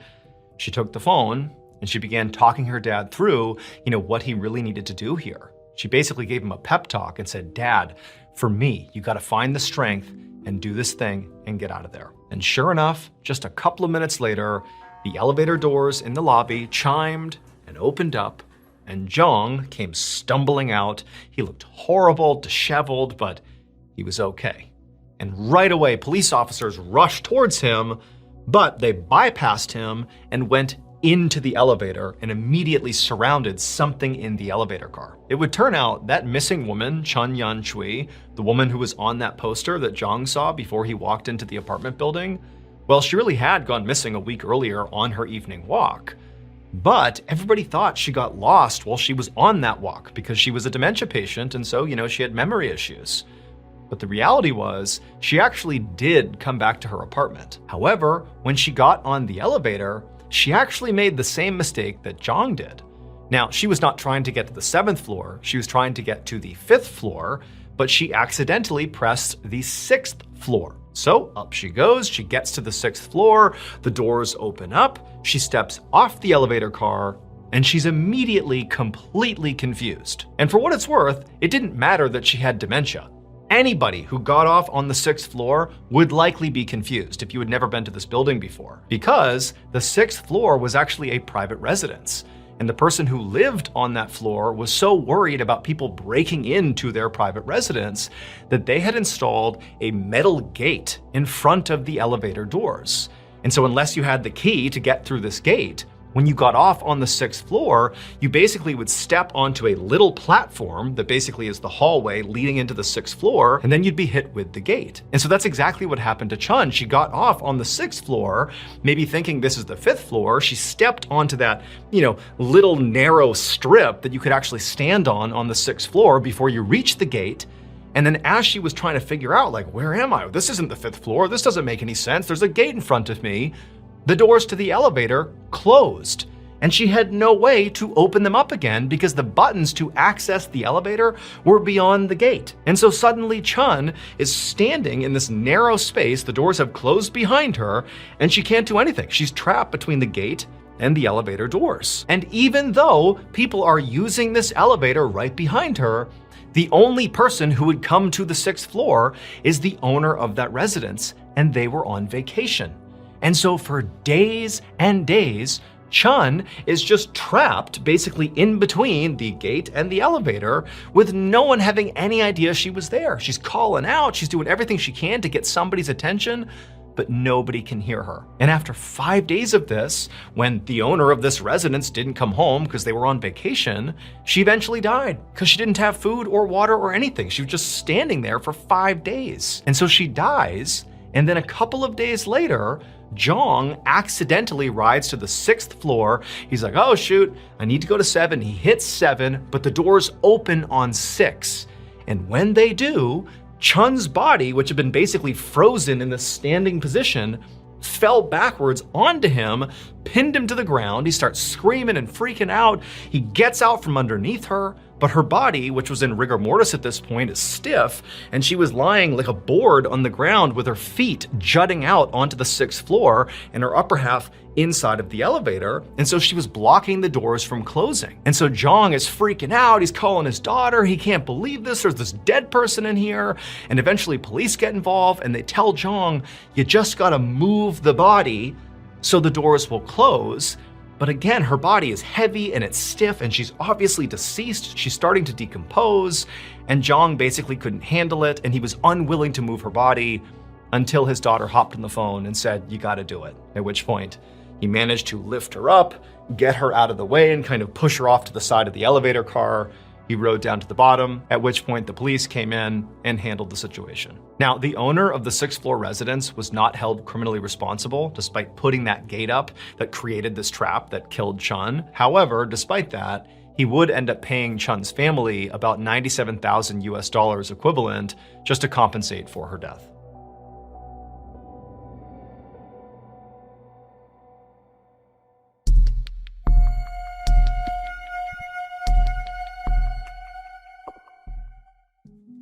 On the morning of August 18th, 2018, a 41-year-old man named Vladimir Kostenko stepped out of a taxi onto a desolate road in the middle of the Alaskan wilderness, miles and miles from civilization. All he had with him were his cell phone, a solar-powered charger for his phone, and a backpack that contained some clothes and 5 pounds of oatmeal. Vladimir bent down and leaned into the taxi to pay the taxi driver, and as he was doing that, the driver looked up at him and just said, "Are you sure you want to do this?" And Vladimir just smiled and nodded and said, "Yep, I'm going to be just fine. Don't worry about me." Now, the taxi driver did not really buy this and just looked at Vladimir like he was completely insane. But Vladimir wasn't shocked. I mean, this is kind of how everybody reacted to him when he told them about this trip he was doing into the wilderness. You know, when he had brought it up to his family the first time, they and all of their family friends had basically rallied together to try to stop Vladimir from going on this trip. It was way too dangerous. But Vladimir said, "Guys, I'm going. Like, you can't stop me. I'm doing this. It's important to me." And at that point, when, the family and friends knew they couldn't change his mind, they shifted and said, well, at least, bring a gun or bear spray or something to protect yourself. But Vladimir also refused that too. He said, "Nope, I don't need any of that because the only thing I need is God. God is going to protect me." So Vladimir was extremely religious. He actually had left his home country, Russia, when he was in his early 20s because he was being persecuted for his Christian beliefs. And so now in the United States, he lived out in Washington State, and basically lived his life like a monk. I mean, he spent the majority of his time, basically praying and meditating and reading religious books, and he would often go on these multi-day long fasts. He did work part-time as a mechanic, but he rarely charged his clients when he did work. And then even when he did charge them, he was working so few hours that the money he was making was totally unsubstantial. But again, the way Vladimir looked at this is he didn't need money because ultimately God would take care of him. But despite all of his fasting and his praying and, his generosity, lately Vladimir had been feeling really lost. Like, he did feel deeply spiritual, but at the same time, he didn't really feel fulfilled. Like, he felt like he was missing purpose in his life, and it was really starting to bother him. And so it was around this time that Vladimir decided to go on this big trip. One of Vladimir's family friends was this guy named Dmitry Kudrin, and he owned this small cabin way out in the middle of the Alaskan wilderness. Now, Dmitry didn't use this cabin very much, but he kept it in great shape. It was fully furnished, there was a wood-burning stove inside, and the pantry was stocked with 3 years' supply of food. And so at some point, when Vladimir and Dmitry were talking, and Vladimir talked about feeling sort of lost and wanting to reconnect with his spirituality and find his purpose in life, well, at some point, Dmitry said, well, hey, if you want, you can go use my cabin and sort of disconnect from society and go retreat out there and sort of focus on yourself and sort of get right with the world. You're welcome to go out there anytime you want. You can stay out there as long as you want and for free, no problem. And Vladimir had happily accepted. And now here he was, standing on this desolate road in the Alaskan wilderness, watching as the taxi driver drove away. Except he wasn't even close to the cabin. I mean, he was in the middle of nowhere already, but he still had to go 14 more miles with no trail to make his way to this cabin. But Vladimir was so excited, he really felt like this was the thing he needed to figure out his purpose in life. And so he put his backpack on, took a deep breath, and began to hike. 3 months later, on November 3rd of 2018, Dmitry, Vladimir's friend who owned this cabin, found himself in his plane flying over the area roughly where his cabin was. And Dmitry was feeling very concerned. So obviously, Dmitry suggested Vladimir go out and use this cabin, and so he was totally open to the idea of it. But Dmitry had also told Vladimir that when he went out there, he really ought to bring a gun with him. Or if nothing else, at least some bear spray or something to protect himself, because this is truly the wild. You are not the top of the food chain anymore, and you want to be able to protect yourself. But Vladimir had said no, he would not be going with any sort of weaponry, that, God was going to look after him, and he'd be fine. And Dmitry's like, that's a bad plan, but he just could not convince Vladimir to change his mind. And so ultimately, Dmitry sort of regretted even suggesting this idea because he didn't expect Vladimir to go unarmed, but he felt like, it's already in motion. And so he told Vladimir, okay, fine, do your thing, but when you're out there, I need you to communicate with me regularly so I know you're okay. And Vladimir promised he would. And at first, that is exactly what happened. Vladimir, made the 14-mile hike from where he was dropped by the taxi. He got to the cabin, he got all set up, and then just about every other day or every few days, he would hike up this nearby mountain where there was cell phone service, and he would update Dmitry. He would tell him that things were going great. He was spending lots of time meditating and praying, and he was foraging for berries, and there was this pesky squirrel that kept coming in and stealing his food, so he was trying to figure out what to do with the squirrel, but clearly things were going fine, and Vladimir appeared to be safe. However, after 6 weeks of Vladimir being at this cabin, those pretty regular updates just abruptly stopped. Now, at first, Dmitry kind of chalked it up as like, well, I've been talking to him for weeks. There didn't appear to be any, burgeoning crises or anything going on in his life that might warrant some concern. He's a capable guy, maybe because it's the Alaskan winter and Alaskan winters are notoriously dark. There's not a lot of sunlight. Maybe his solar-powered charger isn't working. He can't get enough sunlight, so he can't charge his phone. And so maybe that's what it is. He just can't contact me because his phone doesn't turn on. Basically, Dmitry was coming up with these sort of rationales for why he wasn't hearing from his friend. But as the days went on and Dmitry still didn't hear from Vladimir, he couldn't help but start to feel like something's wrong here. And so finally, in early November, when Dmitry still had not heard from Vladimir, it's been about a month since those text messages stopped, Dmitry decided to get into his plane and fly out over the area where this cabin was and literally look down and see if his friend was down there in the cabin. Also, this gave Dmitry the opportunity to put some supplies on the plane in these big buckets that he could literally throw out down to Vladimir to also restock him. So Dmitry is now in his plane and he's circling around the area where his cabin is. But this cabin is really small and it's sort of in this big sea of trees. I mean, there's nothing else for miles. And so it's pretty difficult with the naked eye to actually look out and see his own cabin. But Dmitry had this camera on the underside of his plane that he could maneuver and look all around. And he had the screen that he could see from the cockpit that was basically an enhanced view of the ground down below. It was a lot easier to see, for example, his cabin. And so as he was circling, he's moving the camera around, and then bam, he sees right in the middle of his screen is his cabin. And there doesn't appear to be anything wrong with the cabin. You know, it all looks good. There's smoke coming up out of the chimney. And as he's circling, he's thinking, okay, Vladimir clearly is going to hear me. He's going to come outside and I'll see that he's okay. And sure enough, as he's circling around, Dmitry sees on his screen that the front door of the cabin opens and his friend Vladimir walks right outside onto the porch. He puts his hands on his hips and he looks up and he waves at Dmitry. And there's this moment of clear recognition. Like, obviously Vladimir knows this is Dmitry coming to check on him. And like, you know, Vladimir's down there kind of gesticulating that, hey, you know, everything's fine, I'm good, you know, sorry about the phone thing. Or, you know, Dmitry didn't know what he was doing, but it just sort of seemed like, okay, there's recognition here, that it's been a month, but everything is fine. And so Dmitry got down nice and low and continued to circle, and on one of his passes over the cabin, he pulled a lever, dropped the supplies, those buckets of supplies, they landed down below, and then as Dmitry continued to circle, he watched on the camera as Vladimir walked up and put his hands on the supplies and waved again to Dmitry, sort of signaling, you know, thank you for the supplies. And at that point, Dmitry's thinking, okay, Vladimir's just fine. Everything's good. I can go home. And so that's what he did.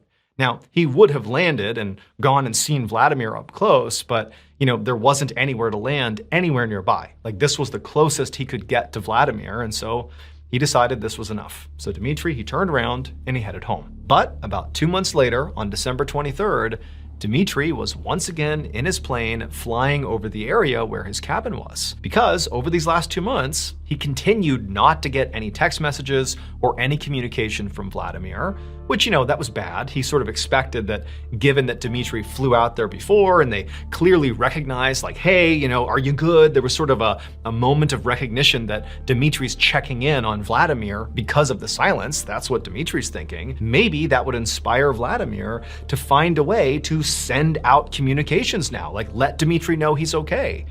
But he hadn't for 2 months. And so Dmitry's thinking, okay, that's bad. Also, it's now December. And the winter in Alaska is full bore. I mean, tons of snow on the ground. It's frigid temperatures. It is truly brutal winter conditions. And then lastly, there had also just been this major earthquake in the area where Dmitry's cabin was. And so all those things combined made Dmitry think, okay, I better get out there and just check on Vladimir again. And so once again, Dmitry is circling low over the area where his cabin is. He's got his camera trained towards the ground and he's moving it around as he's circling, and eventually he finds his cabin. And his cabin is clearly in one piece. So the earthquake did not destroy his cabin, but there's no sign of Vladimir anywhere. But then again, like, you know, this is just the first second he's seen the cabin. He's only been in the area for a couple of minutes now. Maybe Vladimir has not heard the plane yet. And so, you know, Dmitry's not lost hope. And he continues to circle. And as he's circling, he drops these supply buckets that land right out in front of the cabin. And at this point, Dmitry's thinking, okay, that's pretty noisy, having these supply buckets smash into the ground outside. Certainly now Vladimir is going to come outside to see what's going on. I mean, there's not much else happening. This clearly is something that would draw his attention, but no, nobody comes out of the cabin. And so at this point, Dmitry gets as low as he possibly can, and he's got his camera trained right at the cabin. And as he's doing another pass, he realizes something. There's no smoke coming out of the chimney. In fact, the top of the chimney is covered with snow, which means clearly no fire has been lit, at least not recently. And so Dmitry starts to panic. Like, if anybody was in that cabin right now without a fire lit, it would be so cold, they would likely freeze to death really quickly. Like, this is a crisis. What's going on with Vladimir? But Dmitry couldn't land anywhere nearby. Like, there was no way for him to really get down to this cabin. So he had to fly all the way to the nearest airport, and then once he touched down, he immediately contacted Alaska State Troopers to report his friend missing, because that was the only thing he could think to do. However, after Dmitry made this report, the state troopers didn't launch some huge search for Vladimir. And that's in part because they weren't actually sure he was missing. They understood that Dmitry, after flying out over the area, had seen snow on the chimney cap, and, it's really cold out, like nobody could survive without a fire. And also, he flew over the area, dropped supplies, and Vladimir didn't come out of the cabin. How could he not hear that stuff? They understood that, but they're also thinking it's possible Vladimir just might not have been in the area. Maybe he was out hunting or, foraging for food or whatever he was doing, and maybe he just wasn't in the area. And that's why it gave you the impression that he was missing. And so that was one part of it. And the other part is the weather was atrocious in this part of the world. And so just sending out a search party into the terrible weather out into the wilderness was really risky.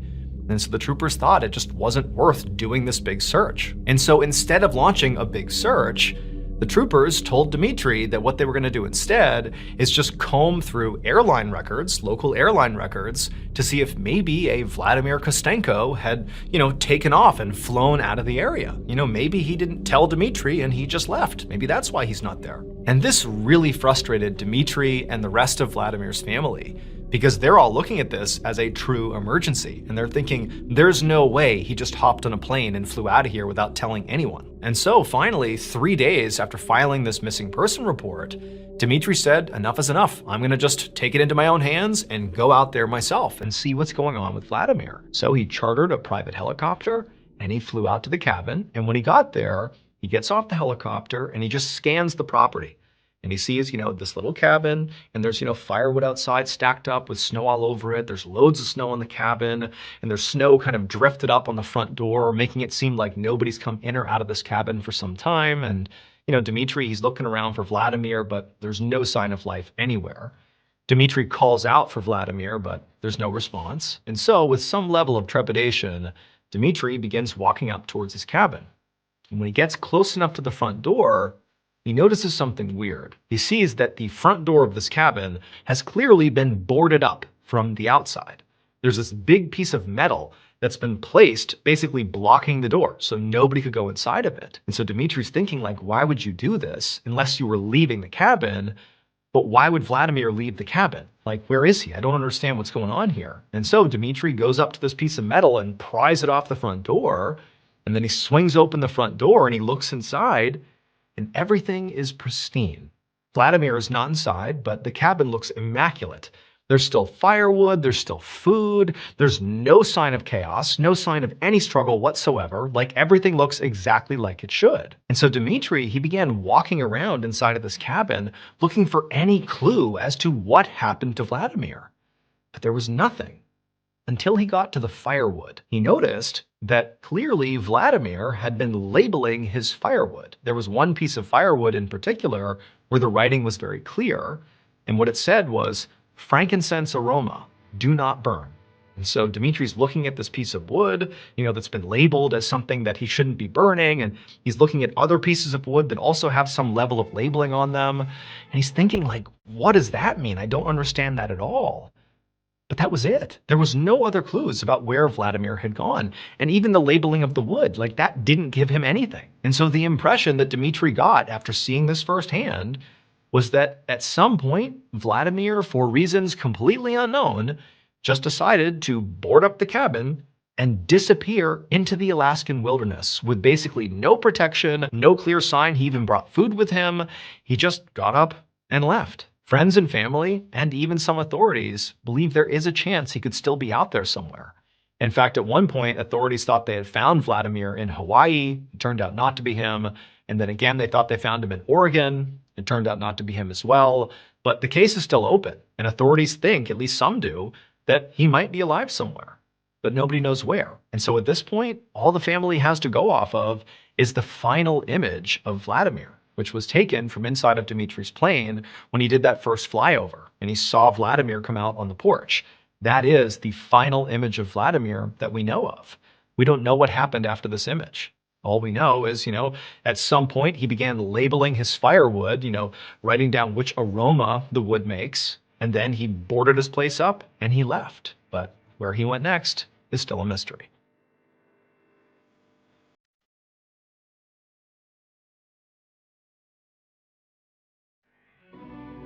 In case you haven't heard yet, our newest graphic novel, Mr. Ballin Presents Where Nightmares Live, is available for pre-order right now. It contains another 9 heart-stopping, strange, dark, and mysterious stories, all based on real events. This was a passion project. It took a lot of time, a lot of people involved, from the artwork to the storytelling. I mean, this is a beautiful piece to add to your collection, so you gotta check it out. The book comes out on September 30th, but again, you can pre-order your copy at book.ballinstudios.com, or you can click the link in the description below. There are a limited number of hand-signed copies available, but those are gonna sell out very quickly. So please pre-order today, because remember, your nightmares are waiting.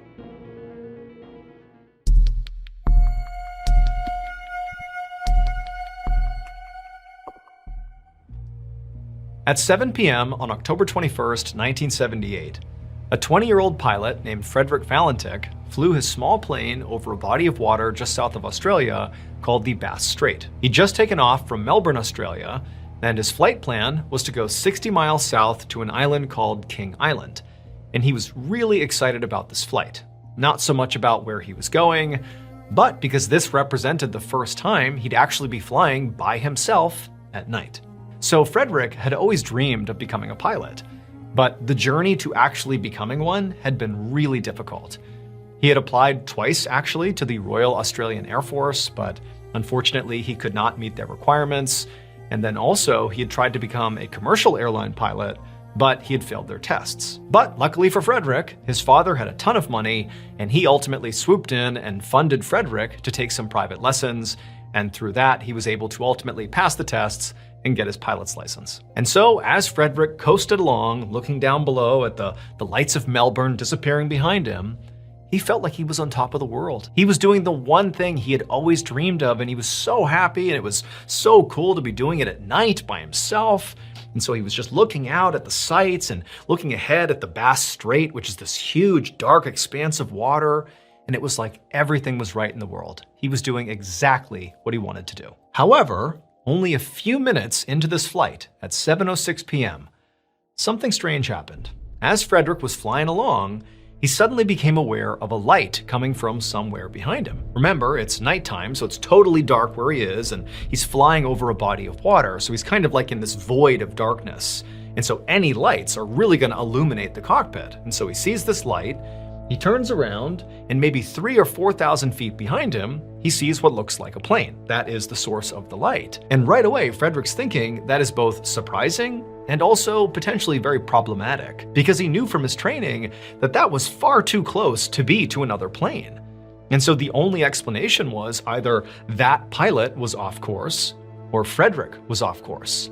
And Frederick's thinking, if I'm off course here and I'm flying where I shouldn't be, I'm gonna get in trouble with air traffic control and I might lose my pilot's license. Like the one thing I covet, I might lose it. And so initially, Frederick really didn't know what to do. He was sort of panicking and just kind of frozen, like, I don't even know what I'm supposed to do right now. And as this was happening, Frederick kept instinctively looking back at this light, trying to figure out what this plane was doing. And every time he would turn around over the course of just a few seconds, it was very obvious that this light, this other plane, was gaining on him. And so Frederick starts to worry, like, this is not just about maybe getting in trouble or not. This plane might crash into me. Look how fast they're going. Like, what do I do?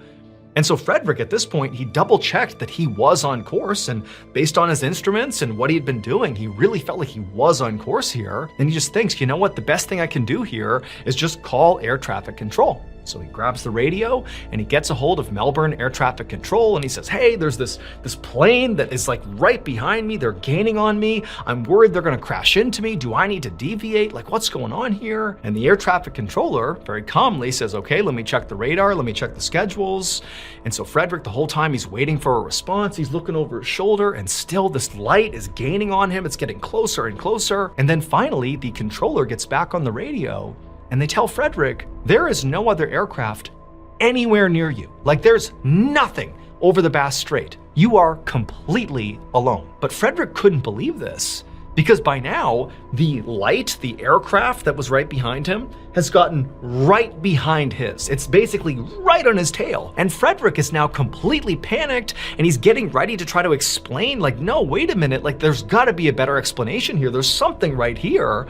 But at that very moment, it becomes very clear to Frederick that this is not some ordinary aircraft, because it began doing something when it got right up behind his aircraft that no normal aircraft could do. This light suddenly began orbiting Frederick's aircraft. Frederick is traveling forward, and this ball of light is basically whipping around his aircraft as fast as can be. He can barely make it out. He's starting to panic, and at the same time, Frederick begins to hear the sound of his engine starting to fail. And there was no reason for it. His craft was fine when he took off, but now it's clearly sputtering and failing. And so all Frederick could do in this totally intense, panicked moment is just grab the radio and begin talking to air traffic control about what he was seeing. The person Frederick actually spoke to on the ground in this moment was an air traffic controller in Melbourne named Steve Roby. And Frederick would come off to Steve like he was totally crazy and unhinged, and Steve would say that he couldn't really understand what he was talking about. But at some point, Frederick clearly began talking about some sort of craft orbiting his own, and that his engine was starting to fail, and he didn't know what was going to happen, and he couldn't make an emergency landing. He was over water. And then suddenly Steve remembers hearing this grinding metallic sound come over the radio that basically washed out whatever Frederick was saying. And then it just goes deadly silent. And after that, Frederick disappeared. They searched the area where they knew he was before he disappeared, but they never found his plane. There was no sign of a crash. He never landed at King Island or went back to Melbourne. He was just gone. All they have is that final recording of him describing something orbiting him, then this grinding metallic sound, and then silence. And recently, that audio recording was made public. Now, before I actually play a clip from that audio, here's the official explanation for what happened to Frederick. As he was flying over the Bass Strait, it was so dark and there were no lights really anywhere that at some point, because he's an inexperienced pilot, I suppose, he flipped his plane upside down without realizing it, and the light that he was seeing was actually just a reflection off the water below of his own plane. And eventually, from flying upside down, his engine began to fail, and he crashed into the Bass Strait. However, not everybody believes this explanation, because one, it seems sort of preposterous to imagine that Frederick would not have realized he had flipped the plane upside down and was flying for so long inverted. Like, how could you not notice that? And two, this would not be the first time that somebody reported unexplained phenomena over the Bass Strait. In fact, over the years leading up to this incident with Frederick, there had been so many reports of UFOs flying over the Bass Strait and also unexplained disappearances that they've dubbed the Bass Strait the Bass Strait Triangle, after the Bermuda Triangle. Basically, it's a part of the world where a disproportionate number of unexplained phenomena occur. And so to this day, Frederick's disappearance remains a mystery. All we have is his final call for help. Delta Sierra Juliet, what type of aircraft is it?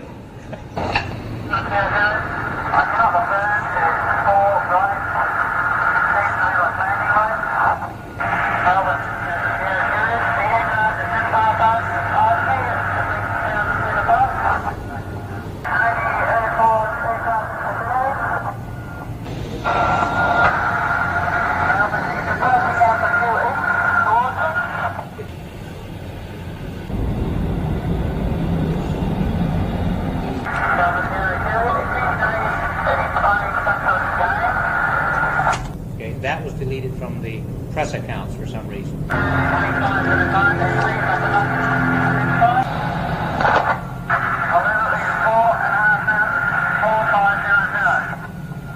Delta Sierra Juliet, and confirm you cannot identify the aircraft. Delta Sierra Juliet, roger. Stand by.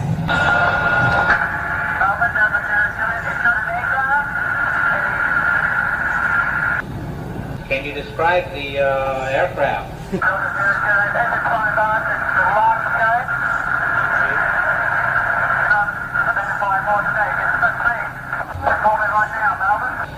Delta Sierra Juliet, roger. How large would the object be?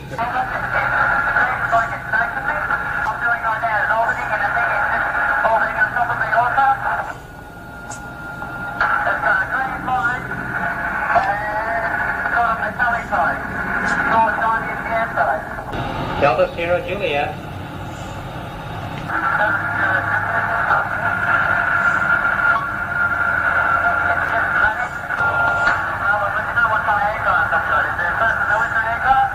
Delta Sierra Juliet. Confirm the aircraft just vanished. Delta Sierra Juliet. Is the aircraft still with you?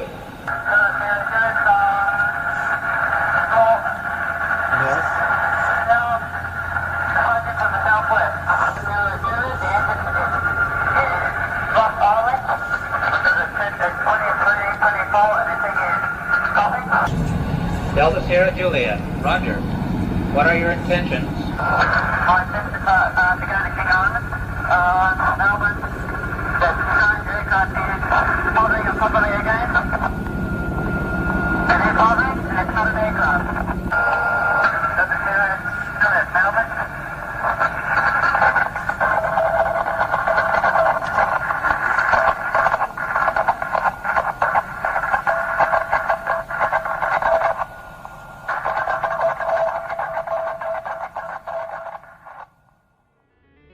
Thank you so much for watching. Let me know what you thought of today's episode in the comments. And remember, we have hundreds of videos for you to binge right now. But if you're looking for a recommendation from me of that one video that's worth your time, well, it's this one right here. So give it a watch. All right, until next time, see ya.